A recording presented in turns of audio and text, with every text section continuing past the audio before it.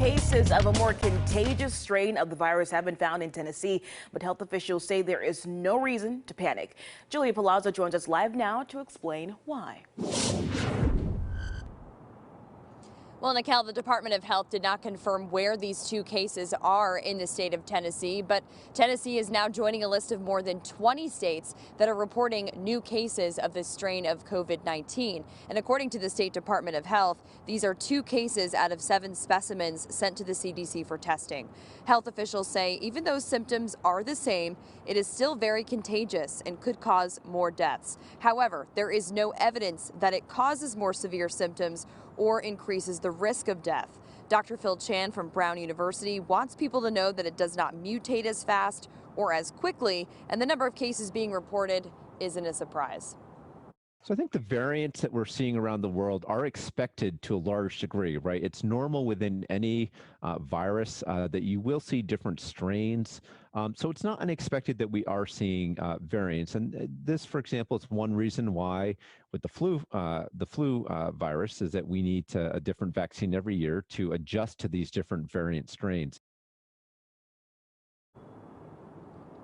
Well, so far, researchers say that they do believe that the current COVID-19 vaccine does protect you against this contagious strain, and also that vaccines can adapt quickly in this type of situation. So we'll keep you posted if we do get more information from the Tennessee Department of Health. Reporting live in Nashville, Julia Palazzo, News 2. Back to you. Julia, thanks. Continue our team coverage. We are taking a closer look at the virus's impact on kids now that we've entered peak cold and flu season. Elizabeth Lane down in Murfreesboro, outside the Murfreesboro Medical Clinic, where doctors updated us on the current trends. Good morning, Neil. Dr. Amanda Gamble has been treating patients, including children, with COVID-19 since the beginning of the pandemic. She says it can be very difficult to identify the virus in children because sometimes they don't show any symptoms at all. However, she says doctors are seeing growing case numbers within this age group. Gamble says you don't have to be too concerned about your child getting very, very sick, but the concern is that they could spread this. Doctors also say in some rare cases, preteens with COVID are dealing with a long-term effect.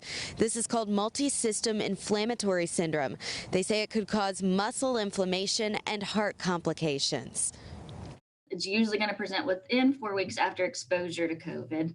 And, the problem with COVID is sometimes we don't know we've been exposed, especially in kids. We don't even know that they've had it. And so, we just have to keep in the back of our mind, even if we don't know if the kid has had COVID, that they could still present with the MIS-C.